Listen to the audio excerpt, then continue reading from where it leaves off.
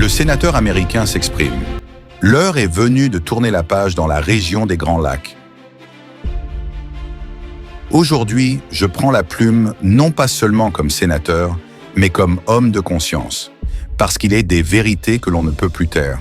Ce qui s'est joué à Washington entre la République démocratique du Congo et le Rwanda n'est pas un simple accord de paix. C'est un acte de justice. C'est la fin d'une ère. Et c'est un signal fort.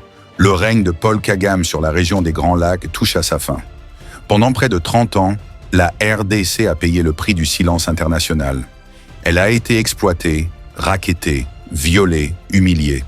Le prétexte ? La traque de génocidaires présumés. La réalité ?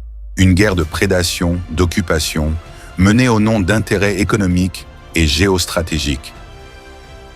À l'est du Congo, des milliards de dollars de minerais sont passés entre des mains invisibles. Et pendant que le peuple congolais pleurait ses morts, des accords secrets se signaient dans l'ombre.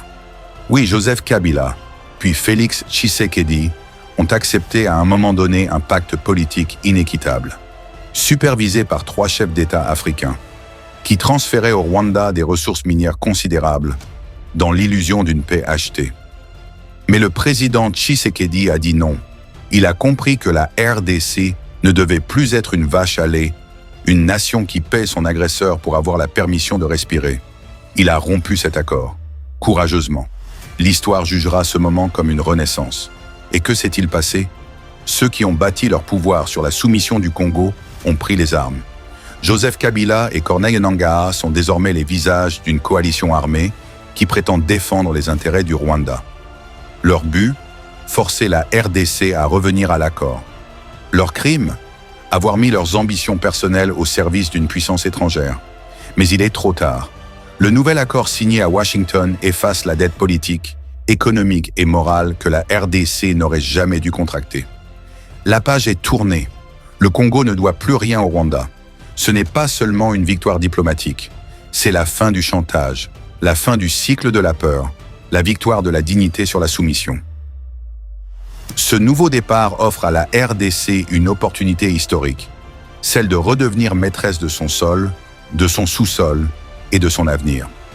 Avec une bonne gouvernance, des réformes sérieuses et la réorganisation de son armée, la RDC peut générer jusqu'à 45 milliards de dollars de revenus annuels. Vous avez bien lu, 45 milliards par an, une somme capable de reconstruire les écoles, les hôpitaux, les routes et surtout de restaurer la fierté d'un peuple qui a trop longtemps souffert en silence. À la communauté internationale, ouvrez les yeux, RDC est une nation stratégique, riche, forte, qui n'a besoin que de paix et de respect pour briller.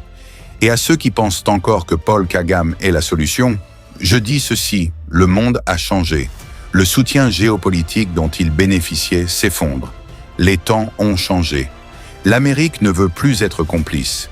Elle ne financera plus des guerres d'ombre ni des conflits d'influence. L'Amérique a parlé. L'Afrique doit agir. Le combat du peuple congolais est un combat pour la vérité, pour la justice, pour la souveraineté. C'est notre responsabilité morale de le soutenir. Nous ne devons plus jamais payer les tyrans pour qu'ils arrêtent de frapper leurs victimes. Nous devons protéger les victimes et punir les bourreaux, parce que la paix n'est pas l'absence de conflit. La paix, c'est la présence de la justice.